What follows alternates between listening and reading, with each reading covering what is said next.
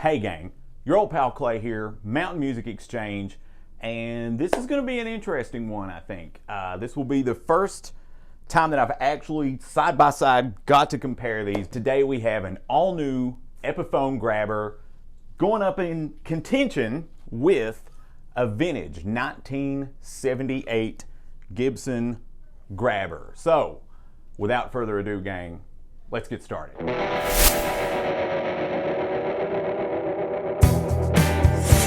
Alright gang, so what I have in my hands here is a 1978 natural finish Gibson Grabber. This one looks like it was dated to the 11th day of 1978. Pretty darn cool if you ask me. Immediately, right off the bat, the first thing I noticed between the two here is the neck profile is definitely more rounded on this example here. But not only is the neck profile more rounded, check out the flame that's in this as well. And on the headstock too, look at that. Pretty cool figuring in there for a bass of that era. One thing to note here is with both of these examples, we do have a natural alder body on both. The Grabber was originally offered with a maple body, but I believe it was 75. Gibson had switched over to an alder body. So I think we have the best possible comparison that we can make here, as this 78 and this brand new Epiphone Grabber both do in fact have an alder body. Now a couple of things I'm going to do here. First of all, I'm going to go top to bottom and just sort of compare both. Let you take a look up close at both of them as well. And then finally, last but not least, we'll actually demo both of them. Based on some of your guys' feedback, I'm actually going to go, I'm going to play, finger style with a pick and clean, as well as with some overdrive. So let's go ahead and start top to bottom here. Let's look at the headstock first off. There is a little bit different shape to the headstock between the two instruments here, which is pretty close. I mean, it still gives you the overall general vibe, but if you are a completionist, it may be an issue. It's not really with me. You can see that the angle is a little bit sharper and a little bit longer. The headstock in general just looks to be a little bit bigger on the Gibson Grabber. Also, the placement of the tuners is interesting too. They're sort of like, they go along the sort of angle of the headstock here. On the Gibson, on the Epiphone, they are sort of in line, so they stick out equally on each side. Really doesn't make any big difference as far as anything you actually care about, tuning stability, etc. But it still sort of follows the angle, but you can tell the tuners here protrude much more than on the Gibson version. Now, other than, of course, the Epiphone logo being sort of horizontal or vertical, I guess, if you're up like this, and then the Gibson logo being horizontal, another thing that's probably the most glaring difference when you're talking about the neck and the headstock of the Gibson and the Epiphone Grabber is that this is a three-piece maple neck, which is a very, very Norland era spec. And it is, I think, true to form for that era. And maybe some of the earlier versions did have a three-piece maple, and some of them, and then they went to one-piece maybe later. But the Gibson does, in fact, appear to have a one-piece, at least this example, one-piece maple neck. You still get the Perloid tuners. These, of course, have aged a little bit. So this example here, this Gibson Grabber is owned by another person that works here with us at Mountain Music Exchange. And you'll be able to tell, if you've not already been able to tell in some of the close-up footage, that this has been and continues to be played, right? So it does have some honest play wear on it, and it's still out trucking to this day, still getting played on stage. So that's very, very cool. But anyway, yeah, one-piece maple neck. You still do have the sort of capped, maple capped fretboard here, which you also have on the Epiphone version as well. And another thing, as you're going sort of on down to the body, another thing you'll instantly notice that's different is the length and the width of this bolt plate. This looks like a very specific, it's embossed with that Gibson Norland era splash logo, which is cool. Made in USA, but the bolt plate shape and overall aesthetic are a little different between the two. The Epiphone version here is a little bit wider, I think, and not as long and then of course has Epiphone rather than Gibson for obvious reasons. Now another thing I noticed here is the fitment, like in the neck pocket, is interesting on this, and I'm going to try to show you as best I can. I actually think maybe the Epiphone has a little bit better fit and finish in that specific area than this Norland era Gibson does. You can see some space here that you can't necessarily see on the Epiphone, and I hope by this point you're just looking at close-ups of this other than just watching me point at this thing, right? But the fit and finish, the neck pocket does look a lot better on the Epiphone for sure. Now, as far as the number of pieces this body is, it appears that it's maybe 2 really offset pieces. I only seem to be able to see a seam line like right here, which is very interesting that you've got this whole big plank of wood here, and then this little bit here, almost a wing, is your, you know, your second piece here of alder on this example. Whereas on the Epiphone, it looks like it's pretty clearly a 3-piece. You have 1 piece here, a seam line, centerpiece, seam line. So like you almost have wings sort of here and then a center through here. And when we're talking about the back of the body, one of the most glaring things is there is nothing here. Now that would mean that the Epiphone is a top loader, which to me, I don't know what a difference that makes. If you want to let me know in the comments below what difference that makes to you, please do. I'm very curious. I just feel like with a bass of this variety and this style, maybe string through does work a little better as far as sustain, but maybe you don't even need it for it to be a big sound. Again, I'm not sure. Let me know in the comments below. That is a glaring difference here. You can see that this is a top-loaded bridge. You can see the block here. Still get this similar sort of bridge cover though, which I think is very interesting. The Gibson model, you can see that block that's on the Epiphone is not here on this one. You do get this sort of old school Gibson script logo embossed cover here over the bridge, which is pretty cool looking, especially with the plateware. It sort of gives you that Murphy Lab vibe, which I think is always cool, of course. But you can look on the back here and see that this is in fact a string through setup, and it's even got a plate here rather than ferrules, which I think I might like better. You see a lot of guitars that have like ferrules and then eventually the ferrules will come out or whatever, but it looks like with this plate, the plate actually screws in, the strings go into this and then sort of also help hold this entire plate in place. I think it's pretty neat. How many times have you had a guitar, let me know in the comments below, that like the ferrules have come out of the back and you've had to kind of rig up something to make the ferrules go back in there and work, or go buy new ferrules because they've fallen out of the back at some point, you've just lost it. So I think now what we're gonna get to is sort of, I think the thing everybody's here for really, it's gonna be the pickups, right? Between 2 basses. So we're gonna say pickups for the sake of this, but you know, one of the reasons this is called the Grabber is this does have this sliding Gibson embossed plastic covered pickup here, which allows you to get a variety of tones and get a variety of tones on the fly. That's sort of the draw of this. It's a cool, unique mechanism. I think it's neat for sure. You can be playing even and maybe use your thumb to bring something to a different position and play a different part or something to that effect, or something that might need a little more growl, a little more bite, a little more top end.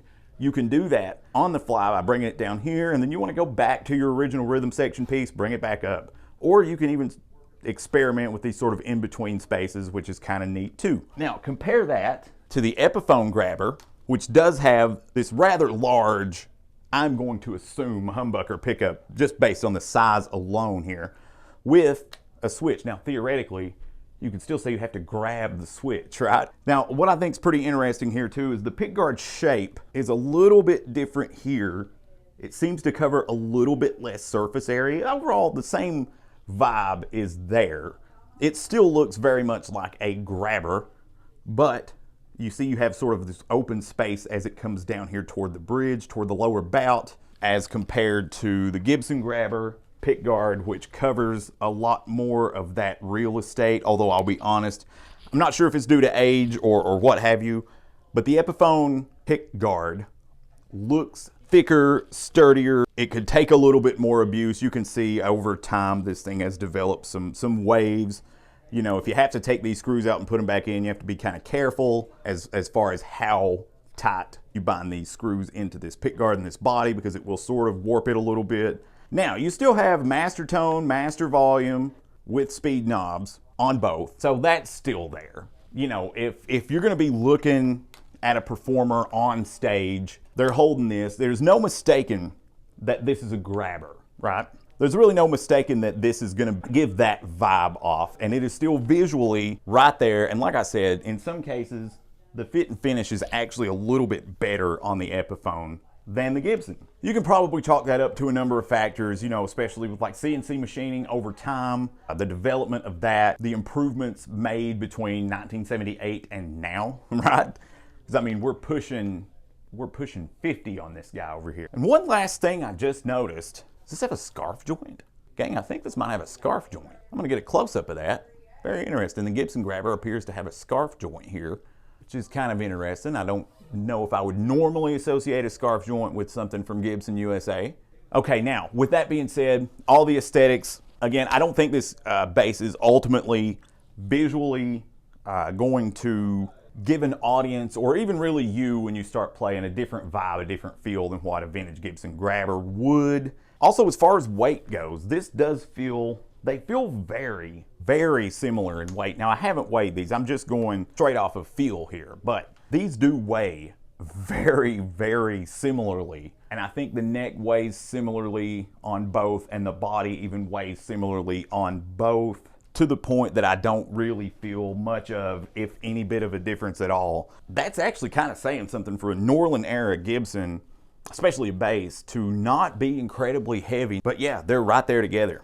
That's pretty neat. That all being said, aesthetically speaking, I think both of these basses will give an audience the same vibe. The neck is a little rounded here. The taper is a little different. The taper feels like it may be a little more even here. I feel some shoulder a little bit more so on the Epiphone. Not a bad thing. Just, you know, depends on your preference, whereas this feels much more like it rounds all the way around. What really matters is how does this thing sound in comparison? So I mentioned earlier, we're gonna play these both. I'm gonna play both fingerstyle, then I'm gonna play both with a pick. Coil tap switch set to where both are on. See how sort of big they sound by comparison. And then of course I'll also compare that to the Grabber with the coil tap switch turned on. So you've only got one coil activated. We'll compare the two, see what we come up with. All right, gang, so without further ado, let the battle begin. And also, real quick note, I'm gonna be using a Line 6 Helix. I'm gonna be using the Cali 400 Channel 1, and I'll also be using the Clothorn Drive Overdrive for the overdriven parts that we record here today. So.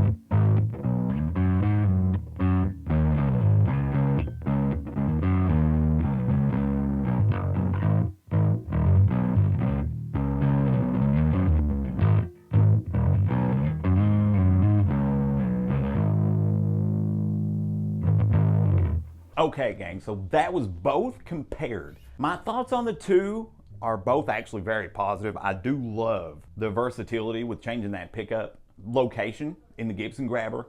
I think it provides nuanced changes that would be very, very interesting in like a recording situation.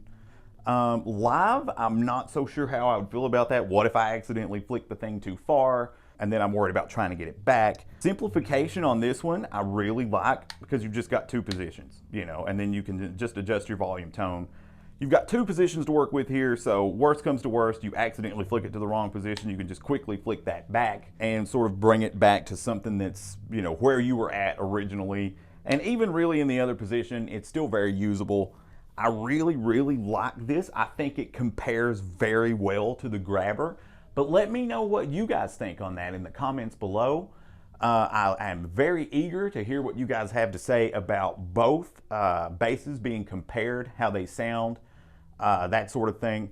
I think that's going to have us on this one, gang. Make sure to check us out here on the channel. Check out Haas's short videos. Check out TikTok, where you can see all of Haas's antics as well. And check us out on Instagram and Facebook. Gang, that's going to have us. Oh, and also check us out on mountainmusicexchange.com, where you can check out all of our in-stock gear, including the Epiphone and Gibson products, and also check out that new arrival section. And remember, anything you see on the website is in stock. So if you see it, we have it. And that includes these two very cool shirts to the side of me here. Gang, I'm Clay. You rock. Have a good one.